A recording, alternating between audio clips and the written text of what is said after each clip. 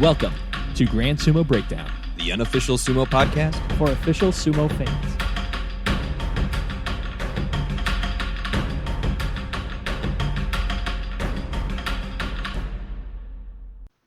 Welcome to Grand Sumo Breakdown. This is Ryan. This is Jake. This is Flerick. and this is Mac.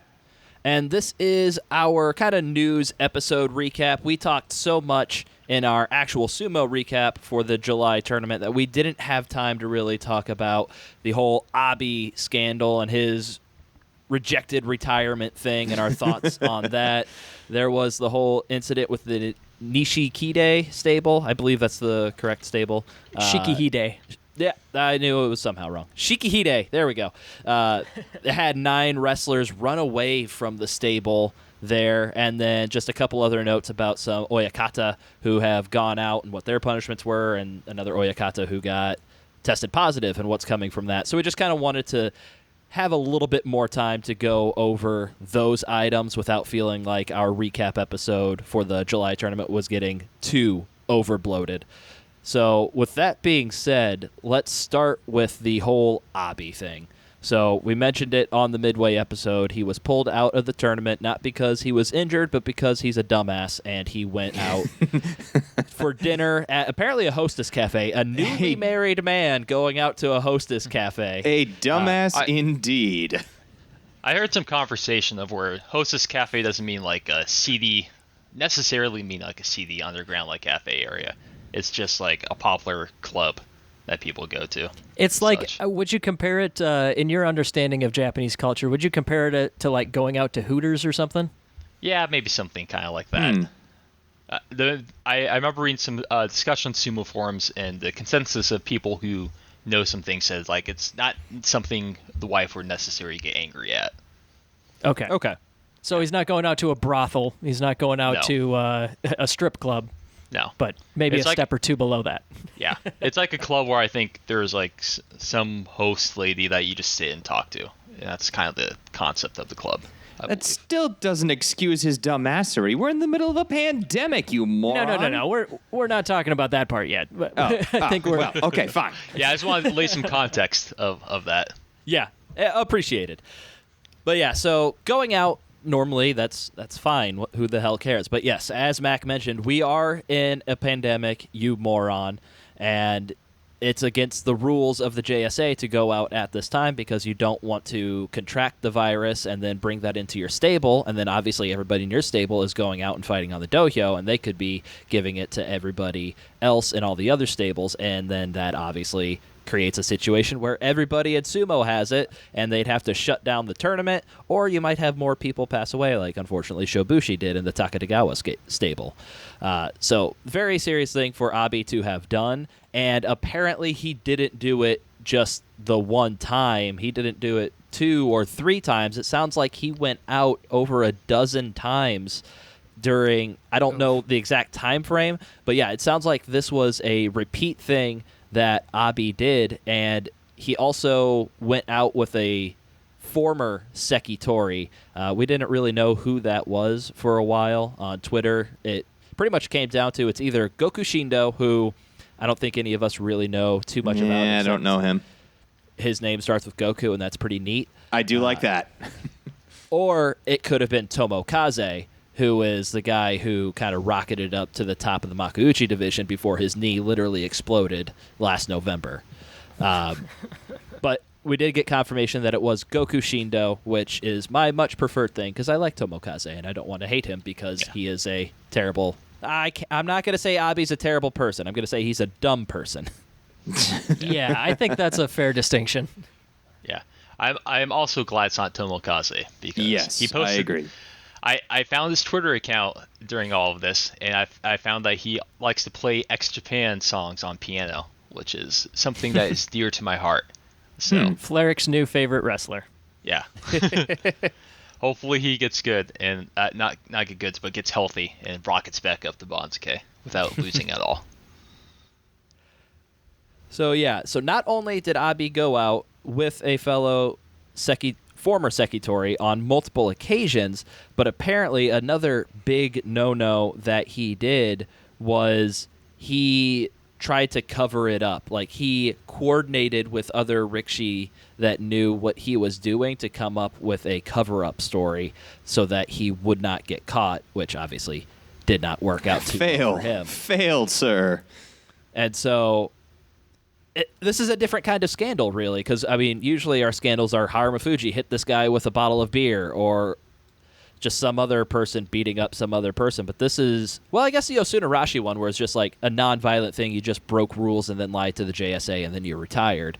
And so this is I don't know if Abi directly lied to the JSA, maybe with the cover-up thing that was just to his, like, Oyakata, or I don't know who the cover-up story was meant for. I assume his Oyakata, but I don't know that after everything was brought to light if Abi directly lied to the JSA like Osunarashi did, which is maybe why they're not immediately accepting his resignation papers. Maybe Abi just tried to keep it on the DL, and then, I mean, if he came clean when the story broke, I'm sure that would get him a little bit of goodwill, but I mean, probably not a lot, but yeah, it'd be better than continuing to lie about it. So that, I don't know, that could be a factor, but we don't really know any of the specifics of how it came to light, just that it came to light.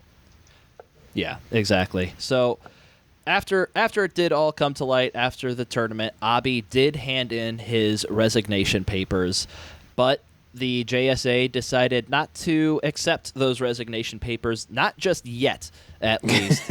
They have decided that they are going to suspend Abi for 3 basho.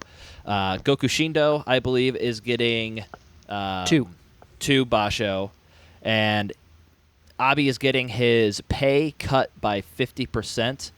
He has to write a pledge stating that he will not break the rules or cause further trouble. He is required to move back into the Shikihide-beya so that he is under direct supervision, which is probably not the ideal situation for a recently married man. Yeah, that's strike 2 with the missus. Yeah. So it's a very strict punishment for Abi, and it sounds like, I mean, after this tournament, he's going to be lower Maegashira. Missing all of Aki will put him down in Juryo. Missing all of November might just move him further down to the very dregs of Juryo. It could push him down to Makushita. And then missing all of January, that will finish up his 3 basho suspension, will definitely have him in Makushita. I'm not sure how far down he will be. So this is pushing Abi out of the Sekitori ranks. It is pulling him out of his home, and if he puts a single toe out of line from here on out, they got those resignation papers handy, and it's like, you know what? You are retired now. Yeah, one thing that I think the resignation in papers are in custody. custody. Yes. One thing I think it's important to note here, it's not that he did everything possible to try and quit, and now they're like holding him as a slave or anything like that. This is more like a custom, more of a cultural thing where, you hand in your resignation papers. Whether or not you expect them to be accepted is a different story. Right. He's not legally bound to continue being a sumo wrestler. Like if he really, really wanted to quit, resignation papers or not, it doesn't matter. Yeah. He's not a slave. He can walk away. Yeah, it's definitely a cultural thing for sumo. You see this a lot. I think I've heard with the gyojis, the top gyojis, the tate gyojis. Of in theory, like whenever like the ones who are really dedicated, they would every time they make a mistake that gets overturned by a mono-e, they would actually hand in the resignation papers. And it's kind of like one of those song and dance where it's like, oh, they hand in the resignation papers and the JSA says, no, don't do that at all. So it's kind of very much in line, which I believe is kind of an old school, like just Japanese culture kind of thing. You sometimes see it in American politics, but not really anywhere else that I'm aware of in the Western world. It's not really a common practice, at least. There were a couple other punishments handed out because of this. So Shikoroyama Oyakata, Abi's Oyakata, got a 20% salary reduction for 6 months. And Gokushindo is from the Nishikihide-beya. And so his Oyakata, Nishikihide Oyakata, got a Kanseki liability judgment, which I'm pretty sure is just a slap on the wrist. Yeah, we've seen some Twitter posts that is a verbal reprimand. Yeah. And Dressing down, a Yes. butt chewing. somebody else who got that butt chewing was Takanoura Oyakata, who also went out during this basho and got quite drunk, according to the news sites. And all he got was this Kanseki judgment, the butt chewing. Really no teeth to it at all. Slap on the wrist and go about your day, which I find to be a little, hypocritical to punish Abi so much, but maybe it's the volume that Abi did it and Abi covered it up, whereas Takanoura just went out and got drunk, hopefully one time.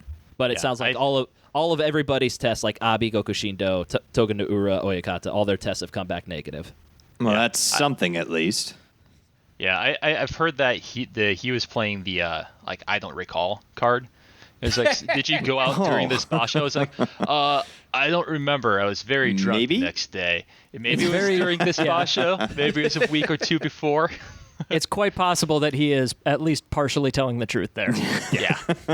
Definitely maybe. So, yeah. And so there was an interview with Shikuroyama Oyakata and just about this whole thing with Abi. And so they asked him, what are your feelings for Abi? And he said, you reap what you sow. It's my fault managing him. What is Abi saying? Sorry, over and over. What does he say about mounting the dohyo again? I just came back from a Heya owners meeting. I haven't spoken to him in any detail. The NSK, or JSA, has dealt a lenient punishment. He should requite that as well as repay the fans. How do you view this as a master? He is not a bad person, but he is a spoiled child. He is cheerful, but oversteps his limits. He should think about what he did, feel some remorse, understand how much trouble he has caused. He has to wake up. How did he come to How did he come to hand in his resignation? That's pretty straightforward. He has caused the association much trouble by the extent of his actions. So Shikuroyama is tired of Abi's shit. Yeah. I think it was very telling about the way he answered that paper thing, that I think he played a forceful hand on making him hand in his resignation papers. And maybe hopes that it show remorse by showing the sumo culture of you hand in your papers, showing that you're very remorseful, and maybe less so that his actual intention to retire. Yeah. I think we can move on. Hey, I got one more little note here. Go for it. In the Tachiai article, it makes sure to mention that not all is bad for Shikuroyama Oyakata because he now has a new Sekitori. Oki just got promoted to Juryo this basho. Oh, nice.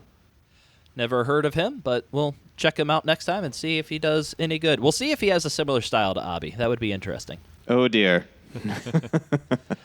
So let's move on to the Shikihide 9 Rikshi running away because the Okami-san, the wife of the Oyakata, who kind of acts as like the landlady for the Heya, was too strict with them, and they are claiming moral harassment. So kind of the events that went down, the 9 Rikshi, I don't think they have any Sekitori in Shikihide. I think do not. There's like 19 to 20 total, and it's the Hattori Sakura stable, I believe. Oh, Hattori Sakura. I don't know if he was one of the ones that ran away, but from stuff that I've heard on Twitter, it sounds like this is a stable and an Oyakata that just kind of like brings in everybody, and it's not a renowned stable, not an exclusive stable. Well, yeah, it sounds like it's kind of the philosophy of this particular Oyakata seems to be that whoever wants to try sumo should be able to try sumo. Hence the Hattori Sakura situation, where I'm sure that other Oyakata may not allow him to continue wrestling. But hey, fight on, little samurai, fight on. I mean, yeah, but like that's what his philosophy is. Apparently, is that if he wants to keep living this life and doing this sumo, then he should have a chance. And I think that I'm sure that there's a lot of differing opinions on whether or not that's good or bad for the image of sumo, or whether that's something that should be allowed or what. Mm-hmm. But long story short, the reputation is that this is not really not exactly overachievers in this stable. It's kind of just people who want to do it for fun. Yeah. So what happened on the day. So apparently they first went from the Heya in Ibaraki to a karaoke box in Chiba, where they took shelter and contacted the JSA. So throughout all this, Shikihide Oyakata has been ill. He has been Kyujo from the tournaments this year. I think he's typically the Oyakata that takes care of like the Jungyo tours, but obviously those have been canceled due to the pandemic. So, and I've heard that maybe it's like more of a mental thing than a physical illness, but that's just kind of rumors I've seen on Twitter, so don't take that as gospel, and that's actually what's going on. But Shikihide has been ill and I believe hospitalized, so he's out of the stable for right now. So the Okami-san has taken his place, but apparently she overdid it. So some of the things that she would do, she would write sermons in the Heia's line group, which I assume is just like a group meeting. It's a social media app. Yeah. Okay. And demanded immediate responses. Use of the electric outlet in the dormitory became permission-based only. She demanded that Rikshi who got care packages or mail orders open them, take photos, and publish them on the line group. She would do surprise checkups on the contents of the personal lockers in the dorm, and any deshi who showed defiance was met with threats like, "I'll fire you," or "I'll tell the JSA." So it was not a good situation to be in there, obviously. I also heard, I don't remember from where, that she was possibly, if possible, overdoing some coronavirus stuff. Like they had to individually wash each of their fingers if they went out or something like that. I don't know exactly how that works. So if you can, they had to do Keiko in masks as well. Yeah. So if you can overdo coronavirus protection, she was doing that. She found the way. Yeah. So they talked at the same meeting where they decided that Abi wasn't going to retire. They were just going to punish him for 3 basho. They talked about this situation. So the runaway Rikshi have returned to the Heya after being questioned by the compliance committee. Sounds like Shikihide Oyakata and his wife were warned. There are other Rikshi in the Heya who are dissatisfied, and the committee plans to hear from all of them. I have one more thing, I think, on that. So yeah, there may be further steps. The Oyakata has promised to take care of the disciplinary issues himself. Who knows how that'll work with his current health. And yeah, so, apparently, so the Oyakata said that he promised to take care of the disciplinary issues himself. And so when a Japanese newspaper tried to contact him, apparently he was on his cell phone, so it was the Okami-san that was replying to those questions. So are you reading this article for the first time, Ryan? No, I'm reading it. I'm reading it on screenshots of my phone from Twitter, so I don't have to go back and look through it. I just had to give you a tiny bit of crap there. Yeah, but yeah, I once again, big thanks to Sumo Follower on Twitter for being able to translate all of those Japanese articles so we know what's going on in the world of sumo. So yeah, a very odd and strange situation. Doesn't really sound like too much is going to be coming of that as far as disciplinary actions for the people that were being morally harassed for running away and the moral harassers. I'm kind of curious about the phrase moral harassment. Mm-hmm. I'm sure it's just like a translation artifact, but it's kind of a strange one in English, isn't it? Maybe like morale harassment? I don't know. Yeah, She wasn't like putting them down or anything, or beating them or insulting them or anything like that. It was just an overly strict environment. She was threatening to kick them from the sport. I think that is pretty high up on abuse right there. You know, I would agree with you, Fleric, but yeah, I guess for what I was getting at though, moral harassment to me sounds like, you know, washing their mouths out with soap while reading Bible verses to them or something, you know? Ooh. But the description of it sounds like it's, to me, the vibe I'm getting is that they were used to probably kind of a little bit of a loosey-goosey atmosphere. And when the pendulum swung so far the other direction, it was the breaking point for a few of them who were, you know, I'm sure the truth, the reality of it is somewhere in between. The Okami-san is some horrible tyrant, and on the other end of the spectrum, these kids are wimps and they need to be whipped into shape. You know, somewhere in between there is where the reality lies. But I think it's very interesting how it's giving us kind of a very personal look inside of one particular Heya. Even if that Heya is, the exception to several rules, it's still very interesting, and I hope that these kids, I hope that things turn out well for them, because obviously they're only doing sumo because they're enjoying it. So if that goes away, they're not guys that are making money that they can retire on, from like the Sanyaku ranks or anything like that. They're clearly doing it because it's a passion for them. And regardless of why that passion is going away, that is still kind of tragic on its own. Mm-hmm. Yeah. I've been kind of, it's interesting because like in the past, like we've had some instance of violence of where like, there's conflicts in the Heya of where the Rikishi kind of don't like what's happening from the Oyakata or just other people in there.